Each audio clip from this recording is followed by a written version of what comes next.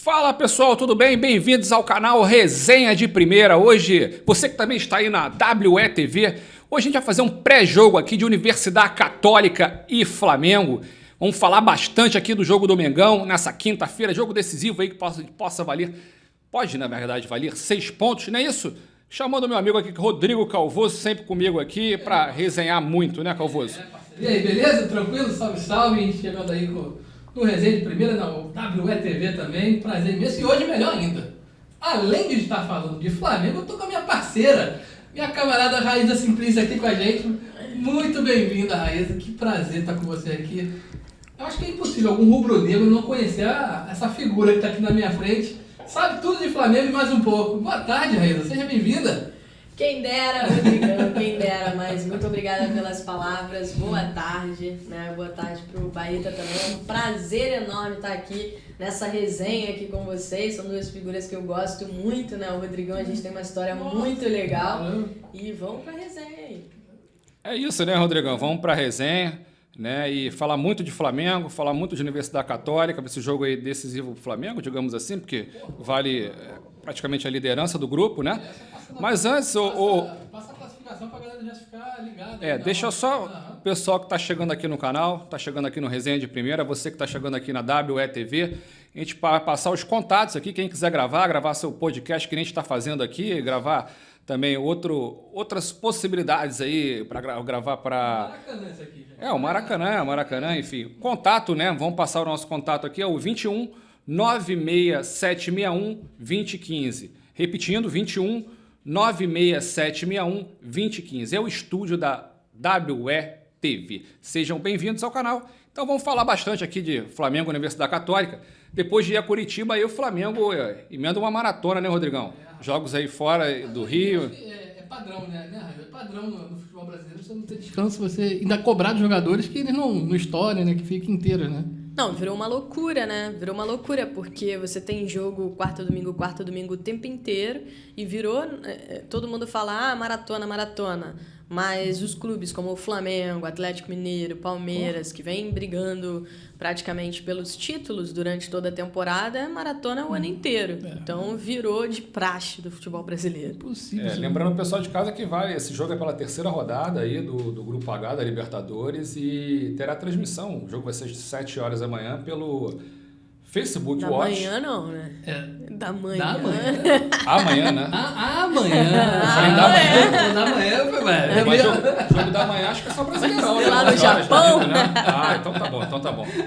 Vamos que vamos. E também a linha da ESPN Star Plus também. O pessoal que quiser assistir, vale aí, como eu falei, a liderança. O Flamengo está invicto aí em 2022 na Libertadores. Aí chega podendo carimbar já a classificação aí para as oitavas de final. E vamos passar a classificação pro pessoal de casa? Vamos passar aqui. Deixa eu passar rapidinho aqui. Então, o Flamengo está com 6 pontos ganhos aí nessa corrida do Grupo H, né? Grupo H. Tajeres também tem 6 pontos, mas tem um joguinho a mais. Tajeres que venceu ontem o Sport Cristal, né? Exatamente, por isso tem um jogo a mais aqui. Universidade Católica, que é o adversário do Mengão, agora aí também está com 3 pontos. E o Sporting Cristal, tão querido pela Raíza. Não, meu time é o Aliança. Aliança. Tem razão. 0 pontos ganhos aí do Tamal, tá lá na lanterninha. Mas tu esperava esse equilíbrio desse grupo assim, Raíza? Quando saíram as bolinhas lá, você imaginava que fosse assim, tão equilibrado assim? Acho que é um grupo assim que o Flamengo tem tudo para se classificar em primeiro, né? Inclusive, se ganhar o jogo amanhã, pode ser que realmente ganhe esse jogo, dispara um pouco, já abre vantagem em relação ao Tajeres. E a disputa mesmo pelo segundo lugar, eu sempre tive essa convicção de que seria uma disputa, né, mais pegada entre o Talheres e o Católica. Acho que vai ser assim, o Flamengo tem tudo para se classificar em primeiro e a briga ficar entre o Talheres e o Católica. O Sporting Cristal, né, como a maioria dos clubes peruanos hoje, tem muita dificuldade em torneios internacionais, principalmente Copa Libertadores, que o nível é muito alto para eles hoje. Então, o Sporting Cristal luta para fazer pelo menos um ponto, né, para não ser o saco de pancadas e fazer feio luta pelo menos por um ponto, mas o Flamengo eu acho que classifica tranquilo. É verdade. Pra quem não sabe, a Raíssa tem uma ligação muito forte com a torcida lá do Peru, inclusive sabe tudo de novela peruana, se você quiser alguma dica. Se quiser dica, gente, é só falar. E o teu espanhol tá bombando, hein, rapaz? Nossa senhora, quando eu vejo você conversando lá com os hermanitas, tá bombando, tá de parabéns, hein? Obrigada, eu gosto de falar um espanholzinho, é bom. E sabe tudo de futebol peruano também, né, velho? Isso é importante. Lembrando também que a Raíssa é a primeira convidada aqui, brilhantando aqui o nosso programa. A gente só recebeu o homem aqui, agora recebendo uma mulher aqui. Melhor que o Vilela, né? Melhor, né? Teve o Leandro Dias também. O Quintela também. Tô melhorando o nível, né? O canal tá virando um canal Fla-Flu, na verdade, né, cara? Flamengo e Fluminense, né? Lembrando o pessoal de casa, não se esqueça de se inscrever aí no canal Resenha de Primeira. Você que tá assistindo a nossa live aqui mais tarde também, compartilha com seus amigos, deem likes, é muito importante aqui pra gente continuar com o nosso estúdio aqui, né? Que é muito melhor gravar, fazer um podcast do que ficar gravando de casa. Mas, Raíssa, queria passar com você o histórico do confronto, né? Flamengo e Católica se enfrentaram 6 vezes até hoje, todos valeram pela Libertadores. Os brasileiros venceram duro, o chileno 4. Né? Então, o Brasil aí, o Flamengo aí tá com um histórico ruim, né? 2 vitórias e foram 4 dos chilenos, né? E nunca aconteceram empates. Em 2002, o Flamengo perdeu as duas, 3-1 no Brasil e 2-1 no Chile. Em 2010, o Flamengo venceu a primeira por 2-0 dentro de casa, mas perdeu por 2-0 fora. Né? E em 2017, o último confronto, o Flamengo perdeu por 1-0 em Santiago e se recuperou no Rio por 3-1. É um adversário que é complicado, né, o Raíssa, o Católica, né? É um adversário que é complicado, mas é porque historicamente na Libertadores o Flamengo tem 2 momentos, né? Que aquele momento lá do início da década de 80, foi campeão em 81, depois teve uma outra boa participação também na Libertadores, chegando até as semifinais. Depois, com o tempo, principalmente na década de 90, início dos anos 2000 ali, o Flamengo com essa estigma de sofrer muito em Copa Libertadores. Inclusive, você pegar o Flamengo há 10 anos, né, o Flamengo sofre muito, tem muita dificuldade na Libertadores. Passando esse tempo agora mais recente, aí a coisa mudou muito, né, Rodrigo e Baeta, porque o Flamengo, com investimento, montou um time fortíssimo e a gente vê também a dificuldade dos times chilenos. Nas últimas temporadas, tem dado mais Brasil e Argentina. Tem sido uma briga ali entre Brasil e Argentina. Então, acho que esse histórico se deve muito a essa dificuldade que o Flamengo teve na Libertadores, principalmente na década de 90 e nos anos 2000 ali. Né? Agora eu acho que é uma outra história, um outro momento. Para mim, amanhã o Flamengo é favorito. Né? A diferença de investimento é absurda. Absurda. Sempre respeitando, né, o adversário. Os chilenos sabem jogar futebol, eles conseguem montar equipes organizadas. O Flamengo encarou o La Calera na Libertadores do ano passado e o La Calera, né, trouxe dificuldade para o Flamengo, até mesmo no Maracanã, que o Flamengo goleou, mas o placar não foi muito que foi o jogo. Né, um time organizado, um time que chegou a ser treinado pelo Vojvoda, que hoje está no Fortaleza, né? Então, isso sempre é bom destacar, a qualidade que tem o jogador chileno e a organização dos times chilenos. Mas, nesse momento, principalmente em relação à questão financeira, tem um abismo muito grande. Reflete muito, né, Calvoso? O Brasil e a Argentina, poder econômico mais forte e reflete no campo. Né? E engraçado que a gente ontem, né, quem não assistiu ontem a live lá que a gente fez do pré-jogo do Fluminense, falando com o argentino. Foi o argentino. Foi o Natito Sánchez, é o jornalista do Entretatenques. A gente conversou com ele e a gente estava analisando exatamente essa dificuldade que os clubes argentinos estão passando. E a gente levantou também outro ponto, que eu acho que você é melhor do que a gente, até porque você tem um convívio próximo ali das torcidas aí sul-americanas. Essa ausência de público, né, nos estádios, eu acho que a ausência de pressão, aquela pressão, esse clima de Libertadores, para ele pesou até mais do que para a gente. Né? Ou seja, a gente chega agora num estádio acanhado, como é esse estádio de amanhã, inclusive, que o Flamengo tem um péssimo retrospecto, hein, torcedor? O estádio San Carlos Apoquindo, sei lá. Apoquindo. O Flamengo jogou lá 4 vezes. Repete aí pro pessoal de casa, eu não ouviu direito. É o estádio San Carlos. San Carlos de Apoquindo. Esse aí mesmo. E se você olhar, assim, o estádio por fora ele é até bonitinho, tá, mas lá por dentro ele é bem acanhado, tá? E é uma curiosidade, eu já tive a oportunidade de estar lá cobrindo eventos no Chile. Os estádios lá são bem acanhados. Muito. Parece estádio dos anos 80 aqui, para o torcedor brasileiro entender. Não, o estádio nacional é horroroso. É horroroso. A condição deles são muito aquém do que a gente está acostumado agora com o padrão aqui do Brasil. Mas os CTs lá, os centros de treinamento, são muito bacanas. Então eu acho que eles investiram tanto lá e esqueceram um pouquinho. Não priorizaram. Mas o Flamengo tem uma certa dificuldade nesse estádio. Ele foi lá 4 vezes, perdeu 3 e ganhou apenas uma vez contra o Palestino. Não foi nem contra a Católica. Mas voltando aqui ao tópico que a gente estava pegando, então você acha também que esse clima de Libertadores tá fazendo falta aí para os hermanos? Esse clima de pressão, as coisas de Copa que eles tanto valorizam? Claro. A gente está ficando mais à vontade. Não, né? sem dúvida, né? Com essa questão da pandemia, a gente teve um momento de estádios completamente fechados, né, para o torcedor, e um momento também com ocupação bem menor. E como você disse, no futebol brasileiro agora, os times já não estão mais acostumados com aqueles caldeirões, né? Que são esses estádios acanhados, a torcida ali mais próxima. Aqui a gente tem muitas arenas, o Maracanã é uma arena, né? O Mineirão, enfim, a maioria dos estádios dos clubes hoje da primeira divisão são arenas. Então, uma diferença absurda, porque a pressão da torcida e as torcidas sul-americanas, né, elas são muito bacanas. Elas incentivam mesmo, né? Fazem a festa, né? Cantam, ajudam a nivelar ali de certa forma, né? Você pegar, por exemplo, uma equipe do Paraguai, você pegar um Olímpia lá no Defensores del Chaco lotado. Nossa. Né? É completamente diferente, por mais que o nível do Olímpia seja hoje, comparando com os clubes brasileiros, ainda um nível menor, né? É totalmente diferente. São estádios que já chamam a atenção, né? Pela pressão. Então, é a mesma coisa. E não por acaso, Chile, né? E não por acaso, nesses 2 anos que nós não tivemos público, as 2 finais foram entre clubes brasileiros. Então, não é por acaso. Não é por acaso, né? Lembrar também que o pessoal de casa aí a principal rivalidade lá é entre a Universidade do Chile, né, e o Colo-Colo, né? A terceira força seria a Católica, sim, né? Sim, sem dúvida. Vamos falar um pouquinho de Paulo Souza aqui, vamos? Bora. Paulo Souza aí será que já tem esse esquema definido? O torcedor do Flamengo acho que não sabe, né? Você sabe, passa na cabeça qual é o esquema do Paulo Souza? Eu queria saber da Raíssa também, sabe o que ela tá achando do português, se ele tá pecando, a torcida não anda nem um pouco feliz aí com o português, né?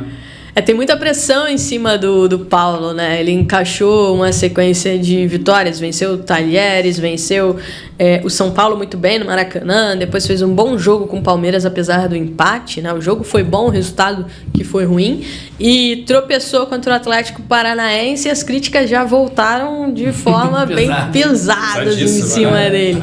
Acho que o Paulo é um treinador diferente do que o Flamengo esteve acostumado nos últimos anos, da maneira de jogar. Apesar de ser um treinador português, ele tem muito da metodologia italiana, da escola italiana, né? Ele jogou muito tempo na Itália, ele teve sucesso como treinador na Fiorentina, foi talvez o melhor trabalho dele na Fiorentina. Então ele tem muito dessa escola italiana.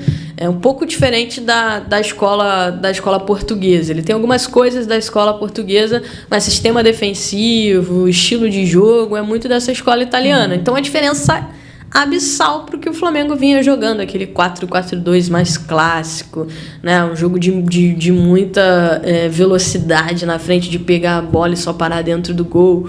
O Paulo é um cara que gosta de cuidar mais do sistema defensivo. O jogo para ele começa na construção, né, defensiva e vai até a parte ofensiva. E aí, por exemplo, jogando com 3 zagueiros, né, e o pessoal fala assim, ele joga ou não joga com 3 zagueiros?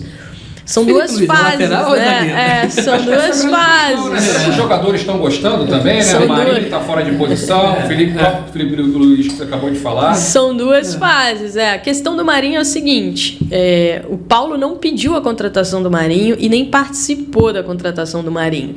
Então, naquele momento, se fosse pelo Paulo, o Flamengo não teria trazido o Marinho, teria trazido um outro jogador, né? De 5 contratações que o Flamengo fez, a gente pode dizer que o Paulo pediu mesmo uma, né? Pediu mesmo uma, que foi a do Pablo, do zagueiro Pablo, que jogou com ele no Bordeaux.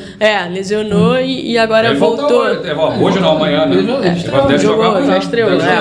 Amanhã deve ser titular. Então tem isso também, né? O Santos chegou, apesar do Paulo não ter pedido, né? Assim, o Santos, ele queria um goleiro, aprovou o nome do Santos, mas o Santos também chegou depois. Ele pediu, assim, antes dele desembarcar no Brasil. E o Santos chega num processo depois de 3 meses de trabalho. O Hugo, você como que acompanha mais de perto o Flamengo, você não acha que o Hugo vai sentir um pouquinho dessa pressão? Não digo pressão, nem desprestígio, não é a palavra correta, mas ele vai perder espaço, obviamente. Você acha que ele, por ser tão novo, você acha que ele vai desestimular? Você acha que ele ou vai se espelhar no Santos e vai querer crescer? Você como... Eu acho que não, porque o Paulo Grilo, que é o preparador de goleiros, gosta muito do Hugo. Sim, né? Muito bom. Gosta muito do Hugo. Para eles, por exemplo, o Santos nem seria tão necessário assim nesse momento. Né? Mas existe todo um processo, uma saída do Diego Alves que deve ser concretizada no final da temporada, enfim. E também pelo Hugo ser um goleiro muito jovem, ele poder, em alguns momentos, revezar com um goleiro mais experiente. Mas como eles têm muita confiança no Hugo, inclusive estão bancando o Hugo nos jogos do Campeonato Brasileiro. Inicialmente a ideia é que o Hugo jogue o Brasileirão e o Santos fique mais com os jogos das Copas. A expectativa é de que o Santos seja titular amanhã novamente. O brasileiro ainda não tem esse hábito, mas eu gosto disso. Eu acho desse revezamento. Eu gosto. Deixa todo mundo com ritmo de jogo, né? Vai que oportunidade para todo. Vai que um se machuca, um se lesiona, fica impossibilitado de jogar, e o outro tá com ritmo de jogo, né? O grande problema do Hugo, que é o que ele precisa melhorar, é essa saída de bola dele com os pés, ter mais confiança, porque saber jogar com os pés ele até sabe. Ele joga futevôlei, pra você jogar futevôlei você tem que ter, você tem que ter uma habilidade com os pés. Não consigo nem entrar na quadra de futevôlei. É proibido. Então ele sabe, mas eu acho que falta ainda muita confiança nele para que ele possa jogar com os pés. A diferença do jogo que o Santos fez contra o Talheres no Maracanã, a reposição de bola era muito mais rápida. Né? E os próprios zagueiros, os alas, sentiam mais confiança em recuar uma bola pro Santos do que sentem recuar pro Hugo. Né? No último jogo, contra o Palmeiras, inclusive, o Paulo Souza e o Arão discutiram na beira do gramado justamente por uma bola que o Arão recuou pro Hugo, né? E eles não querem que essa bola seja recuada assim pro Hugo. Mas aí ali era meio que ou o Arão, que corria o risco de falhar com aquela bola, que ele tava meio que encurralado ali na lateral com a bola. Ou o Hugo, né? Então ele passou essa bola pro Hugo, que tava de frente, se vira. Era meio que ou eu ou ele. É por isso que ele ficou chateado com o Paulo e rebateu o Paulo por conta dessa situação. Então faz diferença, né? Você ter um goleiro ali que você possa confiar e precisar dar essa bola. Faz muita diferença. Vamos falar um pouquinho do Flamengo para amanhã, vamos? Você manda, rapaz. Então vamos embora. Davi Luiz não joga, tá? O Davi Luiz aí foi liberado para resolver problemas, questões pessoais, né? Pablo, como vocês já falaram, o Pablo qual é a música? É o Pablo zagueiro, jogou no Corinthians também, né? Ele é o provável substituto. Já Ayrton Lucas, que chegou machucado, o Rodrigo Caio, o Matozinho também ficaram de fora. O Caio tá machucado? É uma novidade, né? Rapaz, já desde a época de São Paulo, né? Também ficaram de fora da lista aí. Em compensação, o Gustavo Henrique também não pode jogar, infelizmente também. Fabrício Bruno também não. Né? Estão entregues ainda ao departamento médico e Gabigol deve retornar, né? O artilheiro aí não começou a partida contra o Atlético Paranaense, visando aí recuperação física. Meio de campo pode ter novos nomes aí também, Andrés Pereira e João Gomes, possibilidade aí deles jogarem, assim como o Arão e o Pablo, como eu já falei, formando a zaga. Eu vou pedir para o nosso Rodrigão aí, dos bastidores. Rodrigo, joga para a gente aí a provável escalação do Flamengo na tela aí, para a gente debater aqui com a Raíssa, o que ela acha aqui dessa possível escalação. Tá passando. Raíssa, o Flamengo aí pode vir no 3-4-2-1, né? Ou se não no 4-4-2, a provável escalação é o Santos ou Hugo, Felipe Luiz, Pablo e Arão, Thiago Maia ou Andrés Pereira, eu acho que ele vai no Thiago Maia, João Gomes, Arrascaeta, Everton Ribeiro, Bruno Henrique ou Lázaro, essa eu acho que é a grande dúvida do Português e o Gabigol no ataque. O que você acha dessa escalação, Raíssa? É o que tem de melhor? Faria alguma mudança? Eu acho que a base, né? Ele tem essa base já e aí muda uma coisa ou outra de um jogo para o outro. Ele vem analisando muito a questão física contra o Atlético Paranaense, por exemplo. Ele descansou alguns jogadores por conta do desgaste físico. O Gabigol começou no banco de reservas, né? O Pedro começou jogando, o Davi Luiz, o Felipe. Então, ele segurou muitos jogadores, né, que devem retornar amanhã, jogar jogo de Copa Libertadores, e deve mudar pouca coisa. A grande questão é ali na esquerda, se ele vai com o Bruno Henrique, se ele vai com o Lázaro, que vem jogando bem, o Lázaro, muito, né, vem sendo uma boa surpresa nesse trabalho do Paulo Souza.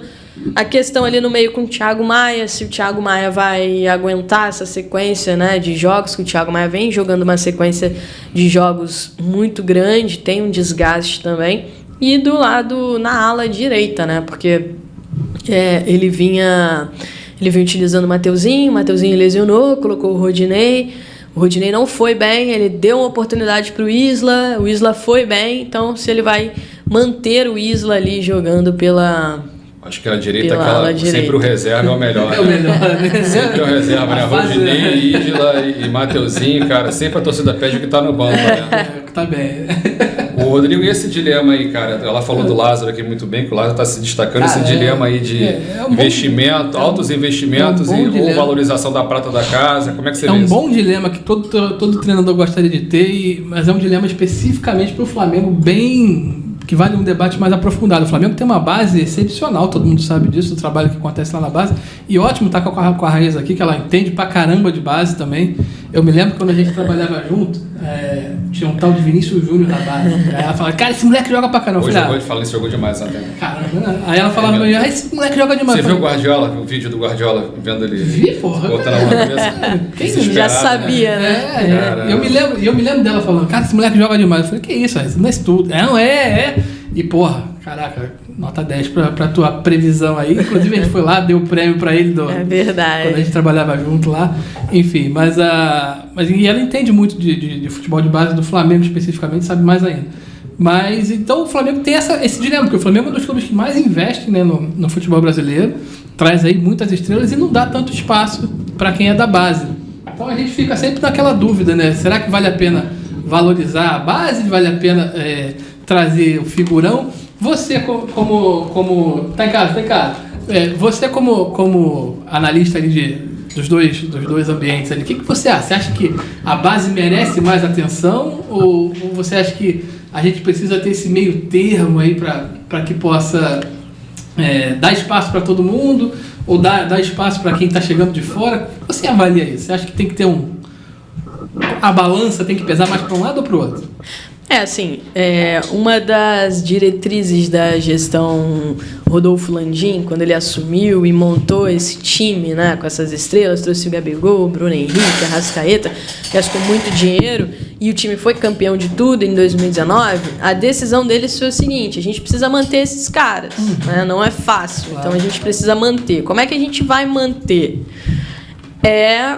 Colocando a base para jogo, porque a gente quer ficar com esses caras vão jogar, são caros e os garotos não vão ter muitas oportunidades. Então o que a gente vai fazer? A gente vai negociar esses jogadores justamente pela base do Flamengo hoje ser uma base bem estruturada, que tem um trabalho muito legal, que tem sempre muitos jogadores jovens que se destacam, né? Então essa foi a decisão e o Flamengo começou a negociar vários garotos.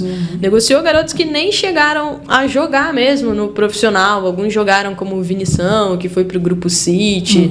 Então o Flamengo teve o Yuri César, que se destacou no Fortaleza, o Flamengo negociou, o Flamengo começou a negociar. Muitos deles saíram direto pro exterior. Muitos, já direto. O Tuller, que foi por empréstimo, é um caso específico que vai retornar. Pra amanhã, né? O Vitor Hugo foi. Mas aí, neste momento, né, já se passaram 3 temporadas, a gente está entrando na 4ª temporada, contando com 2019 até aqui. O que aconteceu? Alguns jogadores já estão mais velhos, né? Alguns desses jogadores já estão mais velhos. Outros que foram contratados também não vingaram tanto assim. Então, a base começa... Teve a pandemia, então a base começa a ser olhada com mais carinho para ser, né? Para que esses jogadores sejam utilizados. O João Gomes, por exemplo, que está voando agora, está muito bem. Na última janela, na janela do meio do ano passado, ele quase foi negociado com o mundo árabe. Né? O Al Ain fez uma proposta, o Flamengo aceitou a proposta pelo João e só não concretizou porque eles não chegaram a um acordo na forma de pagamento. Estava próximo. Não, o Flamengo já tinha aceitado os valores, tudo. Só faltava ali discutir a forma de pagamento. E como estava muito próximo do fechamento da janela, não deu tempo, né? Então, aí eles voltaram agora na última janela e o Flamengo acabou recusando pelo momento do João. Mas era um que já não deveria mais estar no clube. E aí o Lázaro é um jogador que teve algumas oportunidades no profissional, não foi bem. Então, até por isso também ele acabou não sendo negociado, porque entrou ali no profissional, teve algumas oportunidades, não foi bem, já perde ali alguma situação. E aí o Paulo chega, o Paulo já tinha observado um pouco do Lázaro e decide trabalhar com o Lázaro. E aí conseguiu encontrar o melhor momento do Lázaro como profissional. Mas no ano passado mesmo, o Flamengo vendeu, por exemplo, o Rodrigo Muniz, né? Que agora vai jogar a Premier League nessa próxima temporada, o Fulham subiu. Então, o Flamengo, por que negociou o Rodrigo Muniz? Porque precisava de dinheiro para poder manter o Pedro, o Gabigol, não ia ter espaço, ele ia ser o terceiro reserva. Então, e o Lázaro tá pegando uma fase que o Bruno Henrique vem de lesão toda hora, então ele tá aproveitando, né? Exato. O Michael acabou sendo vendido, o Flamengo tentou a contratação do Everton Cebolinha, né? Não conseguiu. Mas se tivesse conseguido, o Lázaro já não estaria jogando, dificilmente estaria jogando. E a Raíza analista, não tô nem falando, a Raíza vendo de fora, da arquibancada ali, o que você faria? Você daria mais moral pra molecada ou você traz o medalhão pra segurar uma?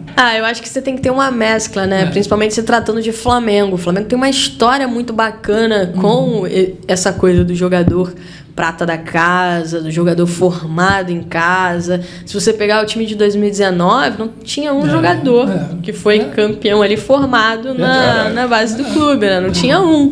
Então o Flamengo tem, entre os titulares, né? Então o Flamengo tem essa coisa de formar, da ligação que tem com os garotos e tem um trabalho excelente de base nesses últimos anos. Tem que aproveitar.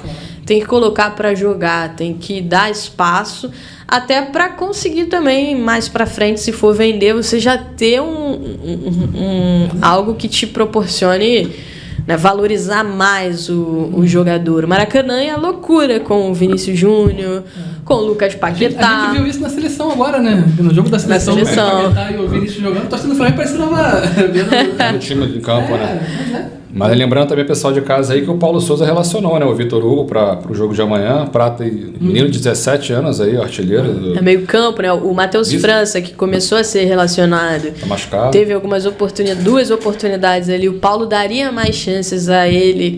Ele acabou se lesionando, então vai ficar parado por uns 3 meses aí. E o Paulo acabou chamando o Vitor Hugo pro lugar, para ter ali também, para começar a ter uma dinâmica, para ele conhecer, ver. Porque é aquilo que a gente falou, né? Esse time já tá bem mais velho. Né? O time já está e precisa de jogadores jovens. E muitos jogadores ali que chegaram não são exatamente aquilo que o Paulo queria. Então ele tá tentando encontrar na base aquilo que ele queria. O Calvoso, Andreas Pereira, cara, é um jogador aí que vem sendo cogitado em alguns clubes aí na Europa. Mas andou falhando, né? Você acha que ainda tem clima para ele permanecer no Flamengo? Ele pode jogar amanhã também. Eu gosto muito do Andreas Pereira, acho ele um baita de um jogador. Teve aquela infelicidade, né, na Libertadores. E que infelicidade, né? Porra, caramba, coitado.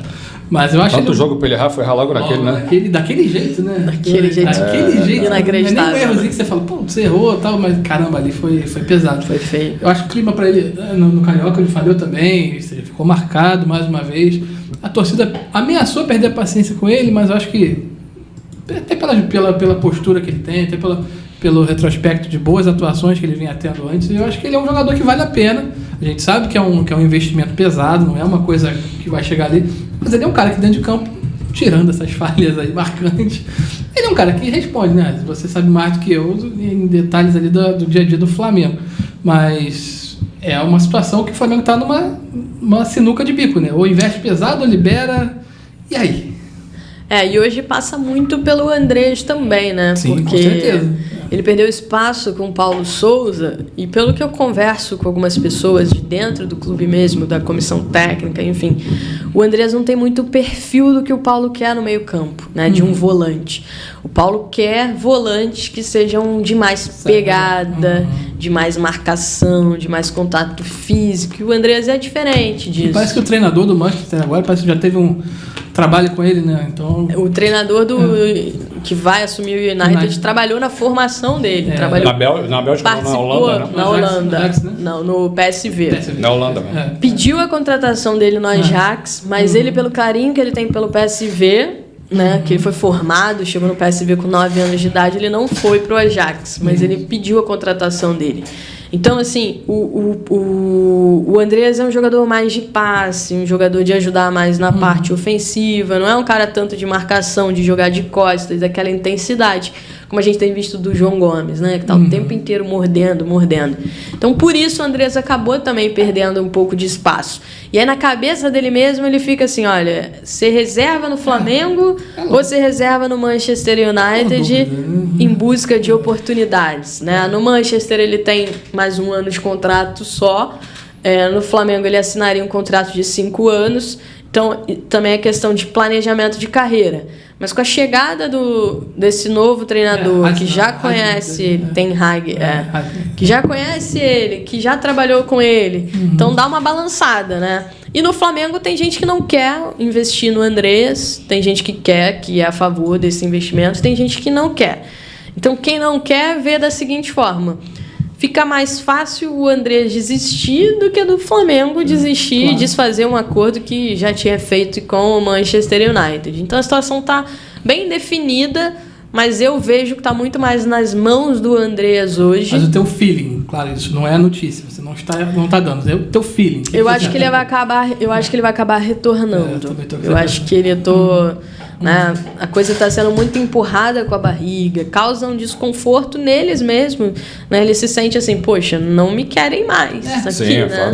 Se me quisessem, já teriam resolvido, já teriam efetivado a compra, já tem o acordo lá, então, né, não me querem mais. Então, acho que vou ficar fazendo aqui. Vou voltar para a Europa porque tem o mercado, né? Lembrando o pessoal de casa também que o zagueiro Gustavo Henrique com lesão no quadríceps, o Fabrício Bruno com trauma no pé direito, estão vetado, Vitinho também com lesão na coxa esquerda, Matheus França, como já falou aqui, lesão na fíbula da perna direita, e o Davi Luiz também. Você tá o boletim médico. Boletim médico, cara, o negócio aqui, o buraco aqui é mais embaixo, cara. Rapaz, Davi Luiz, né? Davi Luiz foi liberado aí para tratar de questões particulares. Fora Ayrton Lucas, Rodrigo Caio e Mateuzinho, que também estão fora para o jogo de amanhã.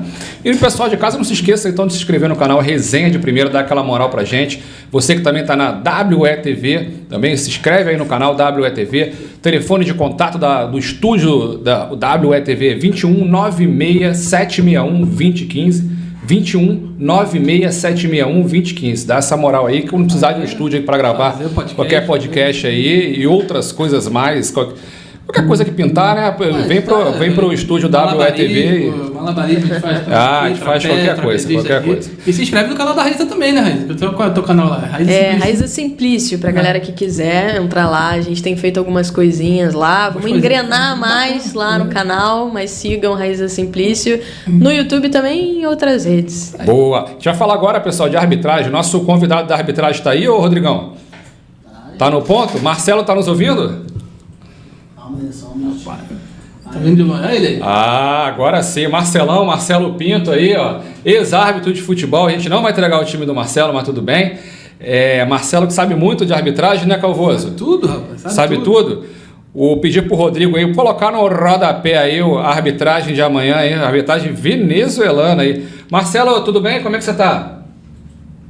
Tudo bom, Christian? Boa tarde, Raíssa, boa tarde, Calvoso. Muito tranquilo. Pô, que bom. Marcelo, a gente vai passar a bola aqui para a Raíssa. A Raíssa tem umas perguntas para você aí, mas já deixo na tua mão aí, ó, a arbitragem venezuelana aí para esse confronto aí, Brasil e Chile, hein?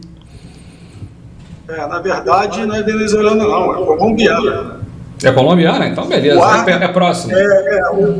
Não é isso não. É José Ramon Argote Vera. Ele está cadastrado na Conmebol como nascido em Maracaibo, na Venezuela, mas ele nasceu, na verdade, em San Juan del César, na Colômbia. E um jornalista argentino descobriu isso quando ele foi escalado para apitar o jogo do Flamengo com o Júnior Barranquilla em 2017. Né? E aí o Flamengo questionou, ele acabou sendo Entendi, Marcelo, sério, confirmado. como é que é o negócio? Repete aí, cara. Ele nasceu aonde? Como é que é o negócio? Repete o pessoal de casa também, acho que se perdeu, cara. Na Colômbia. Ele nasceu em San Juan del César, na Colômbia. Só que ele está cadastrado na Conmebol como venezuelano nascido em Maracaibo, mas ele não nasceu em Maracaibo.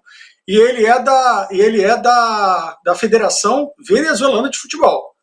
Mas como é que isso foi descoberto? Quando o Flamengo foi jogar em 2017 com o Júnior de Barranquilla, um jornalista argentino foi correr atrás e descobriu que ele realmente era colombiano. O Flamengo até quis o árbitro, né? E a Conmebol manteve ele, mas ele está como venezuelano porque ele faz estamos te ouvindo. Da Federação Venezuelana, mas ele de nascimento é colombiano. Tá ouvindo? Estamos te ouvindo. Raíssa, qual a sua dúvida aí pro Marcelo aí de arbitragem aí? Marcelo, já que você falou, né, eu queria saber se muda muito a arbitragem venezuelana para a arbitragem colombiana e como é que a Conmebol faz para ajustar isso, né, tentar se aproximar, porque a Conmebol tem o padrão dela. Na verdade, é como aqui no Brasil, né? Então, assim, normalmente os árbitros cariocas, eles apitam jogos, evitam colocar eles em jogos de paulistas e de paranaenses que são mais próximos. E lá a mesma coisa. Então, ele já apitou alguns jogos do Flamengo, o José Ramon Argote. Ele hoje está entre os 3 árbitros que mais apitam pela Venezuela na Conmebol, embora dos 3 eu acho que ele é o que tem menos experiência, né? O Jesus Valenzuela, que apitou o jogo do Flamengo anteriormente, ainda nessa edição da Libertadores, e o Alex Ferreira tem mais experiência do que ele, mas assim, ele é um árbitro que atua muito, ele apita às vezes jogos de forma bem, às vezes acaba se enrolando, é um árbitro que usa muito do cartão, né? Ele para segurar o jogo, ele usa muito do cartão, ele dá muito cartão. E os assistentes, o Carlos Lopes e o Túlio Moreno, é o que tem hoje de melhor na Venezuela, tem bastante experiência, né, de jogos importantes. O quarto árbitro, Alex Herrera, é um outro árbitro bom da Venezuela. Né?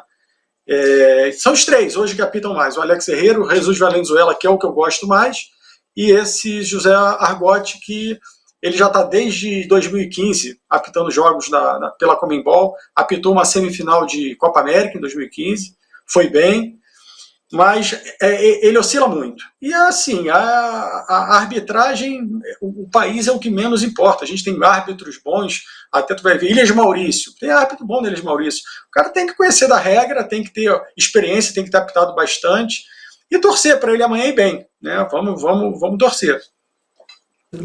Marcelo, Calvoso, só em cima do que ele está falando aí, esse árbitro aí, o venezuelano, colombiano, enfim, ele apitou, tá? O Corinthians e Montevideo Wanderers, tá? Pela Sul-Americana em 2019. Já apitou o jogo do Flamengo também, né, Marcelo? Ele acabou de falar aí, Flamengo e Júnior Barranquilla também pela Sul-Americana. Né? Mas segue a tua pergunta. Só para confirmar, a gente estava falando do estilo de arbitragem da Conmebol. Agora, especificamente desse árbitro colombiano falsificado aí. Ele é um árbitro que deixa o jogo seguir, ele é um árbitro que segura a partida. Como é que é o estilo dele? E outra coisa, esse estádio onde vai ser realizado o jogo, ele é um estádio que tem uma boa estrutura externa, mas dentro ele é bem acanhado. Isso influencia o árbitro no jogo, principalmente no jogo de Libertadores, Marcelo? Não tenha dúvida. A pressão nesses jogos da Libertadores, até porque a gente está acostumado aqui, a Raíssa pode falar até melhor do que eu, a imprensa fica muito em cima da arbitragem, né? Então, massacram lá na Conmebol, eles não dão muita... Se o árbitro não tiver um erro muito grave, eles não gostam muito de dar moral para jornalista, para imprensa, quando questiona, não. Assim, a arbitragem sul-americana, ela tende a ser assim, mais complacente com o jogo mais duro. A gente está acostumado assim, qualquer toquezinho falta. O sul-americano não. O sul-americano ele acha que o futebol é um futebol de muito contato, então eles marcam poucas faltas, né? E esse árbitro especificamente, ele segura o jogo, a parte disciplinar dele, que eu acho que ele precisa melhorar um pouco, porque ele segura o jogo no cartão. Ele não é aquele árbitro que vai conduzindo, conversando, né? Ele já pega logo para segurar. Se o jogo começar a ficar muito quente, ele pega e mete a mão no bolso e começa a dar cartão. Então é um árbitro que tem muitos cartões nos jogos dele. Esse aí em relação a esse venezuelano, né? A Venezuela não tem uma tradição no futebol e de repente aí fazer alguma lambança. Raíssa, tem alguma pergunta para o Marcelo? Senão a gente vai falar de Católico. O Marcelo continua com a gente aqui. Eu acho que é isso, né, Marcelo? Você falou dessa questão de o árbitro sul-americano segurar, não dar muitas faltas, deixar o jogo correr um pouco, e essa questão que você citou dele segurar mais o jogo com o cartão amarelo. Queria te perguntar sobre isso. Como é que você faz para administrar a reclamação de jogadores? Por exemplo, um time que faz o rodízio de faltas. Como é que o árbitro consegue administrar isso sem correr o risco de perder a partida do controle? E essa questão da falta também, né? Porque muito se fala hoje aqui também no futebol brasileiro do Semene, que acabou de assumir a arbitragem aqui na CBF, e a indicação é que não fique marcando faltinhas. Mas o que seriam essas faltinhas? Não é falta? Agora, porque vou até usar um exemplo aqui de um árbitro que foi da FIFA, o gaúcho, como é o nome dele? O carequinha lá, me fugiu o nome dele aqui agora, do Rio Grande do Sul. Ele não marca falta, e assim, não existe falta leve, ou assim, pouca falta ou muita falta. Falta é falta, e falta tem que ser marcado, a não ser que tenha um lance de vantagem, né? Agora a experiência que vai fazer com que o árbitro use menos o cartão, com que o árbitro consiga ter pulso. Normalmente na arbitragem, o árbitro ele começa apitando a categoria de base, né? Lá o mirim, infantil, então normalmente ele vai crescendo junto com o jogador. Quando o jogador chega no profissional, que ele está no profissional, o jogador já sabe qual é o árbitro que deixa xingar, o jogador já sabe qual é o árbitro que aceita 4, 5 faltas antes de dar um amarelo. Então o jogador conhece o árbitro, e aí ele usa isso a favor dele, né? Então assim, se você for ver, tem árbitro, o Léo Feldman, que apitava muito aqui no Rio, tá? O Léo Feldman, com 1 minuto, ele às vezes tinha 2, 3 cartões dados, ele não queria nem saber, mas era a política dele. Tanto é que assim, que eu me lembre, ele só apitou uma final de campeonato, porque todo mundo falava o seguinte: esse cara é louco, esse cara vai acabar com uma final. A gente vai botar ele para apitar uma final de brasileiro e o jogo não vai até o final, porque ele vai expulsar os 2 times. Então, por quê? Porque ele tinha a característica dele de levar o jogo só no cartão. Agora, tem outros árbitros não, que com bastante experiência, que conseguem levar na conversa, né? Sem perder o controle do jogo, que isso é muito importante, mas isso é pela experiência que se adquire. O sul-americano, e aí a gente conhece bem, o árbitro sul-americano, ele não é de dar conversa a jogador, como a gente dá aqui no Brasil, entendeu? Então, o jogador também, quando vai para um jogo de Libertadores, a postura dele é diferente, o próprio clube já orienta, ó, se você tiver a mesma postura que você tem aqui no Campeonato Carioca, no Campeonato Brasileiro, vai ter problema lá, e a gente já viu por várias vezes, né? Eu lembro de um jogo do Flamengo, Carlos Amarília, com 10 minutos expulsou o Williams, entendeu? Porque eles não admitem certas coisas, e não gostam de dar muita conversa para jogador. Agora, Eu espero que ele amanhã ele segure um pouco os cartões. O jogo do Flamengo não vai ser fácil lá, porque a Universidade precisa desse resultado. E assim, ele vai ter que ser esperto, vai ter que ter, né, como a gente diz, a malandragem de poder conduzir o jogo da melhor maneira possível, sem ter que complicar. Porque a partir do momento que você começa a dar muito cartão, você segura o jogo por um lado, mas você complica o teu jogo, né? Porque aí você já não tem mais aquele artifício do cartão para poder usar, porque senão você vai começar a expulsar. E aí, se você passar do ponto, pode perder a mão e complica mesmo. A gente viu aí vários jogos em que o árbitro, quando chega na metade do segundo tempo, não tem mais o que fazer. E aí o jogo acaba tumultuado e cai na conta dele. Marcelão, o árbitro que você estava tentando lembrar aí era o gaúcho, é o Van Diesel, né? O Jean-Pierre Gonçalves de Lima. Não Não era esse? Não, é antes dele.